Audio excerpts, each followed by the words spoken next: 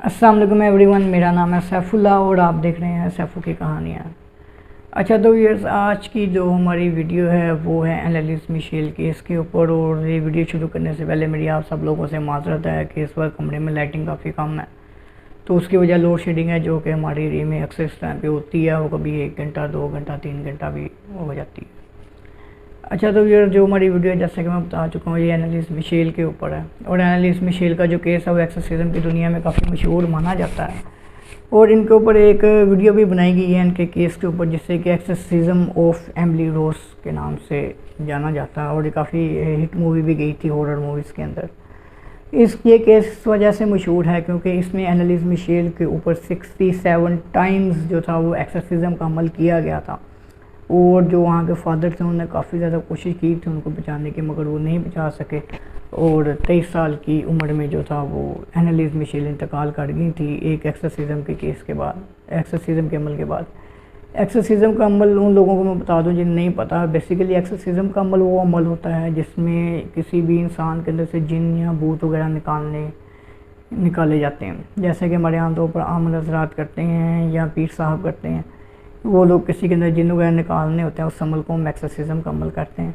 और जो क्रिश्चियंस होते हैं उनके अंदर ये अमल जो है वो उनके फादर या तो सर अंजाम देते हैं या उनके प्रीस्ट या बहुत ही हाई लेवल के जो उनके उलमा होते हैं वो लोग ये अमल सर अंजाम देते हैं। ये तो थी आज की वीडियो की समरी। चलें अब चलते हैं डिटेल की तरफ, जिसमें हम थोड़ा सा हिस्ट्री में जाएंगे कि एनालिस मिशेल कौन थी। बेसिकली एनालिस मिशेल वो 1952 में हेलेनबर्ग जर्मनी में पैदा हुई थी। और वो एक प्योर कैथोलिक ख़ानदान में पैदा हुई थी। और वो मतलब कैथोलिक ख़ानदान वो होते हैं जो कि कट्टर क्रिश्चियन होते हैं, जो अपने बच्चों को बाकायदा चर्च लेके जाते हैं, मज़हब के करीब रखते हैं। तो वो लोग जैसे हमारे यहाँ तो मजहबी घराने होते हैं माशाल्लाह से, जो अपने बच्चों को मतलब पूरी नमाज पे लगा के रखते हैं, दीन कुरान हर चीज़ से अटैच रखते हैं। इस तरह वहाँ पे प्योर कैथोलिक ख़ानदान होते हैं। जो एनालिस मिशेल थी उनकी जो पैदाइश थी वो प्योर कैथोलिक ख़ानदान में हुई थी। और वो काफ़ी ज़हीन थी और वो काफ़ी इंटेलिजेंट भी थी और मतलब स्कूल की हर एक्टिविटी में हिस्सा लेती थी। तो वो काफ़ी मतलब एक्टिव थी और काफ़ी मिलनसार थी। ये उनकी जो थी वो एक्टिविटीज़ थी। फिर एक दिन ऐसा हुआ कि जब इनको एक दफ़ा विडगी का दौरा पड़ा, तकरीबन 1968 में सितंबर महीने विडगी का दौरा पड़ा, जिसमें इनके हाथ पाँव मुकम्मल तौर पर मुड़ गए थे। जिसके बाद उनके जो वालिदैन थे उनको डॉक्टर के पास लेके गए, जिस पर उनके डॉक्टर ने उनकी ब्रेन की ईईजी करवाई जो कि बिल्कुल नॉर्मल आई। उन्होंने कहा कि ऐसे नॉर्मल दौरा पड़ा है जिसमें इनके हाथ पाँव मुड़ गए थे। तकरीबन उसके 11 माह बाद तकरीबन अगस्त 1969 में उन्हें दोबारा इस तरह विडगी का दौरा पड़ा, जिस पर उन्हें दोबारा उनके फैमिली डॉक्टर के पास वापस लेके जाया गया। उसने दोबारा उनके ब्रेन की ईईजी करवाई। जब देखी तो यार वो बिल्कुल नॉर्मल थी। डॉक्टर काफ़ी परेशान हुआ कि यार ये क्या माजरा कर, हाथ पाँव मुड़ रहे हैं, ईईजी भी बिल्कुल ठीक आ रही है। उन्होंने कहा होगा चलो कोई छोटा मोटा विडगी का अटैक होगा। उन्होंने इग्नोर किया, मेडिसिन दी और उनको वहाँ पे वापस घर भेज दिया। उसके तकरीबन 3 साल बाद 1970 से लेके 1972 के दौरान एनालिस मिशेल को 3 से 4 दौरे दोबारा विडगी के बिल्कुल सेम ऐसे पड़े, जिस पर उनके वालिदैन जो काफ़ी ज़्यादा ना परेशान हुए कि यार ये आखिर क्या बात है, पहले तो ऐसा कुछ भी नहीं था, मतलब पहले 16 साल में ऐसी कोई सिम्टम्स नज़र नहीं आई एपिलेप्सी की, तो एकदम से ना दोबारा जो है वो एपिलेप्सी या विडगी का जो मसला शुरू हो गया। जब डॉक्टर पे लेके जाया गया, डॉक्टर ने कहा कि इससे मसला वगैरह कोई नहीं है, नॉर्मल विडगी के अटैक हैं, ये दवाई खाएगी तो ये ठीक हो जाएगी। क्योंकि कहते हैं कि दोबारा उनकी ईईजी करवाई गई थी जो कि दोबारा नॉर्मल आई थी। उसके बाद 1973 में बहार के मौसम में एनालिस मिशेल ने अपनी माँ को बताया कि उनके सीने में एक तो बहुत ज़्यादा दर्द होने लग गया है, जैसे उनके सीने पे आकर कोई वज़न डालता हो। फिर उन्होंने बताया कि उनके साथ उनको कमरे में अक्सर जो है वो नॉकिंग की आवाज़ें सुनाई देती हैं, जैसे कमरे में कोई नॉक कर रहा हो। एनालिस मिशेल की जो बहन थी वो भी उनके साथ उनका बेड था। तो उन्होंने भी अपनी माँ को यही बात बताया कि हम दोनों को ही ऐसे लगता है जैसे कोई ना हमारा दरवाज़ा नॉक कर रहा हो बार बार। और कहते जब दरवाज़ा नॉक होता है उसकी थोड़ी देर बाद हमें दरवाजे के बाहर से आवाज़ आती है कि मैं खुद तो जहन्नुम में जाऊँगा, मैं तुम्हें भी साथ लेके जाऊँगा, मैंने तुम्हें छोड़ना नहीं है। कहते हैं कि ये मैं मुसलसल जो आवाज़ें आने शुरू हो गई थी। ये सब माजरा हुआ तो उसके माँ बाप ने इग्नोर किया, कहते बच्चे हैं शायद ये आपस में बैठे कोई बातें शातें कर रहे होंगे रात को सोने से पहले, कोई ड्रोनी तो इस वजह से नहीं ऐसे ख्याल आ रहे हैं, वरना ऐसी वैसी कोई बात नहीं है, घर तो उनका बिल्कुल ठीक है। एक दिन हुआ ये कि उनकी जो माँ थी वो उनके कमरे में गई एनालिस मिशेल के, तो उन्होंने देखा कि वहाँ पे हज़रत मरियम का स्टैचू जिन्हें वो मैरी कहते हैं वो नीचे ज़मीन पे गिरा हुआ था। और उनके कमरे में जितनी भी होली पिक्चर्स थी जो कि हज़रत ईसा की थी और हज़रत मरियम की थी वो नीचे ज़मीन पे गिरी हुई थी, फटी हुई थी, जो वो लोग अपने कमरे में अक्सर लगाते हैं। तो वो जो क्रॉस का निशान था वो भी नीचे गिरा हुआ था ज़मीन पर। तो उन्होंने देखा कि एनालिस मिशेल की जो आँखें थी वो जेट ब्लैक हो गई थी, बिल्कुल स्याह काली हो गई थी। उनकी माँ उसके पास गई, उसे हलाया करे, जैसे उसे होश में आने की कोशिश की तो उसके हाथ पाँव फिर वैसे ही मुड़ के जैसे विड़की के दौरे में उनके हाथ पाँव ना मुड़ते थे।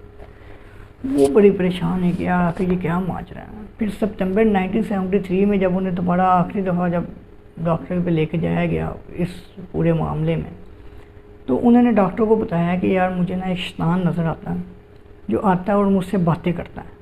कहते जब वो आके मुझसे बातें करता है तो उसका मुझे जो है काफ़ी जो है वो गंदी स्मेल आती है मेरे अराउंड, जैसे किसी ने कोई गला हुआ गोश्त का लोथड़ा मेरे गिर्द फेंक दिया हो या मेरे आसपास फेंक दिया हो। ये उन्होंने डॉक्टर को सारी बात थी, जिसमें डॉक्टर ने कहा कि लगता है जो विड़गी की डोज ऐसे थोड़ी हैवी है तो वो थोड़ी हल्की कर दें। मतलब डॉक्टरों के मुताबिक तब भी वो कुछ भी नहीं था, वो एक नॉर्मल बात थी जो उन्हें लग रहा था कि शायद हैवी डोज की वजह से ऐसा हो रहा है। इस तरह जो था वो वक्त गुजरता गया और एनालिस मिशेल की जो हालत थी वो काफ़ी ख़राब होती गई। आखिर जुलाई 1975 में जो उनकी हालत बहुत ज़्यादा ख़राब हो गई थी, उन्हें नींद बड़ी मुश्किल से आती थी और वो हर वक्त जागती रहती थी पूरी पूरी रात। खाना वो नहीं खाती थी ठीक से, तो वो क्या करती थी कमरे में जो जो मकड़ी और मक्खियाँ होती थी उन्हें मार के खाती थी। वो जब प्यास लगती थी वो पानी नहीं पीती थी, वो उल्टा अपना ही पी करके उससे वो पीती थी। तो कहते हैं कि ये वाकई एक निशानी होती है जब किसी के अंदर को बहुत हैवी या जिसे हम दो कह लें या शैतान आ जाए किसी जिस्म के अंदर, तो इस तरह की एक्टिविटी का होना बहुत ही नॉर्मल होता है, जिसमें वो मकड़ियाँ कीड़े मकोड़े खाते हैं और वो अपना ही पी जो है वो लोग पी लेते हैं। वो कहते हैं कि जब उनके अंदर शैतान आता था तो वो अपने आप से बातें करने लग जाती थी ऊँची ऊँची, जो कमरे में जितनी भी तस्वीरें होती थी उन्हें उठा कर नीचे फेंक देती थी। और कहते हैं जब वो खाने के लिए सेब पड़ा था टेबल पे वो पकड़ती थी, उसके अंदर इतनी जान आती थी कि वो यूँ हाथ से पूरे हाथ से कुचल देती थी। अगर हम आम तौर पे हाथ अपने सेब में पकड़ें, ज़ोर लगा कर उसे कुचलने की कोशिश करें तो एक आम इंसान नहीं कर सकता। तो फिर आखिर उनकी जो माँ बाप थे, ये सब वाक़यात होने के बाद जब उन्होंने देखा कि इसने एक हाथ से यूँ सेब कुचल दिया, अचानक उसके अंदर बहुत ज़्यादा ताकत आ जाती है, एक हाथ से बेड का उठा देना, ये सारी चीज़ें नॉर्मल थी। तो ये सब वाक़यात होने के बाद उनके जो माँ बाप थे आखिरकार उन्हें सितंबर 1975 में चर्च में लेके गए अपने फादर ट्रेंस के पास, जो कि उनके फैमिली प्रीस्ट थे, मतलब जो चर्च में आम तौर पर उन्हें मिलते थे। कहते जब उनके पास लेके गए तो उन्होंने ऊपर वाले अपने चर्च वालों से बात की जो उनसे ऊपर थे, तो उन्होंने इजाज़त दे दी कि आप जो एनालिस मिशेल के ऊपर जो है वो आप एक्सोर्सिज्म का अमल कर सकते हैं। तो इस तरह भी 24 सितंबर 1975 में सबसे पहला अमल किया गया था एनालिस मिशेल के ऊपर जो था वो एक्सोर्सिज्म का। एनालिस मिशेल के ऊपर टोटल को 67 टाइम्स जो है वो एक्सोर्सिज्म का अमल किया गया था, जो कि मैं वीडियो के स्टार्टिंग में आप लोगों को बता चुका हूँ। इस अमल के दौरान तकरीबन 24 दफ़ा जो थी एक्सोर्सिज्म के अमल ऐसे थे जिसमें उनकी ऑडियो की रिकॉर्डिंग की गई थी, जो कि बतौर एविडेंस रखते थे कि ये सब कुछ बिल्कुल रियल है, इसमें कुछ फेक नहीं है। जब उसकी कुछ रिकॉर्डिंग की गई, वो कुछ रिकॉर्डिंग हमें नेट पे आमतौर पे मिल जाती हैं, तो मैं ये उसमें से कुछ एक आधा क्लिप है जो मैंने खुद बनाया है, जो यहाँ मैंने लिया है नेट से बेसिकली, वो हम आप लोगों को सुनाने जा रहा हूँ। नीचे उसके सबटाइटल हैं ताकि आप लोगों को समझने में आसानी हो कि बात क्या हो रही है। तो ये ऑडियो सुनने से पहले मैं आप लोगों को क्लियरली वार्निंग दे रहा हूँ, इसे आप अपने बिहाफ पे सुनिएगा, क्योंकि ये ऐसी चीज़ है जिसे सुन के मैं खुद भी एक दफ़ा हिल गया था। हालांकि मैंने काफ़ी ऑडियो सुनी है, मगर इससे ज़्यादा मैंने आज तक कोई हिला देने वाली ऑडियो मैंने नहीं सुनी। तो ये मैं ऑडियो प्ले करने जा रहा हूँ, काइंडली इसे अपने बिहाफ पे सुनिएगा। मैं पहले आपको वार्निंग दे रहा हूँ, ये कुछ लोगों को मे बी डिस्टर्बिंग भी फील करवा सकती है। चलिए अब हम ऑडियो सुनते हैं। Ich hab recht dazu, dass ich in dem Wald drin bin. Ich trag dir die Rotznase noch so lang, bis es lebt wird. Ist so blöde Weib. Für uns gibt's kein Zurück. Nee, in alle Ewigkeit. Sag mir den Namen. Ich, der Judas und der Nero, der Kain und der Hitler. 5 Stimmen. Das ist der 6. Oh, den haben wir gelogen. Den habt ihr natürlich auch. अच्छा, तो viewers ये उन audio recordings में से था जो कि analyst Michel की एक्सोसिज्म के दौरान रिकॉर्ड की गई थी।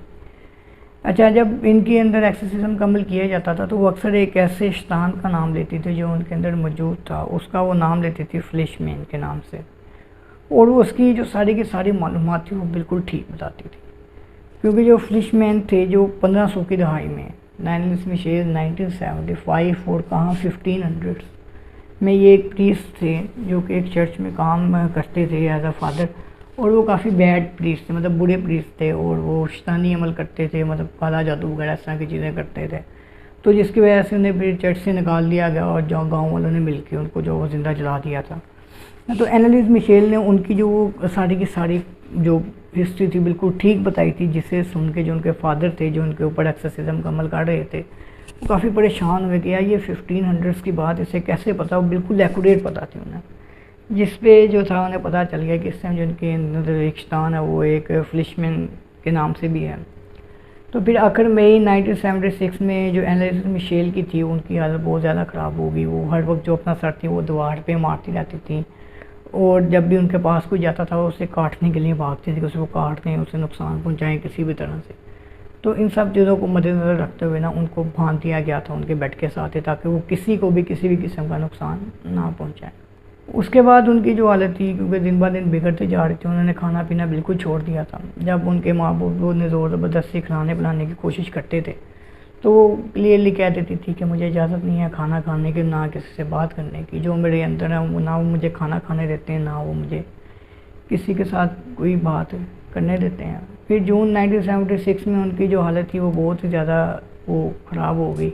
वो 30 जून 1976 को 1976 को उनका आखिरी एक्सोसिज्म का अमल किया गया। जब उनका आखिरी ऐसे एक्सोसिज्म का अमल किया गया तो वो रोने लगे और बोलने लगे कि मैं अपनी सब चीज़ों से निजात चाहती हूँ, मैं ऐसा कुछ नहीं करना चाहती हूँ, मुझे प्लीज़ मुझे निजात दिलवा दें इन सब चीज़ों से।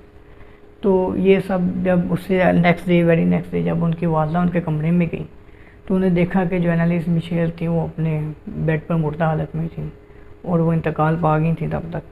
जब एनालिस्ट मिशेल का इंतकाल हुआ तो उनकी उम्र जो थी वो महज 23 साल थी, और उनका वज़न जो था वो 50 kg से कम होकर 32 kg रह गया था। मतलब उनके जिस्म में बिल्कुल भी जान नहीं थी, क्योंकि उनके ऊपर जो वो 67 टाइम एक्सोसिज्म का अमल किया गया था,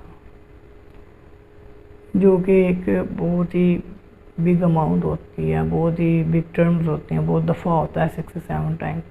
यहाँ पे जब हम लोगों की हालत देखते हैं वो पहले अमल के बाद ही वो मरने वाले हो जाते हैं, तो उसके ऊपर तो 67 टाइम्स वो अमल किया गया था। और उस लड़की की हिम्मत थी जिसने इन सब चीज़ों को बर्दाश्त किया।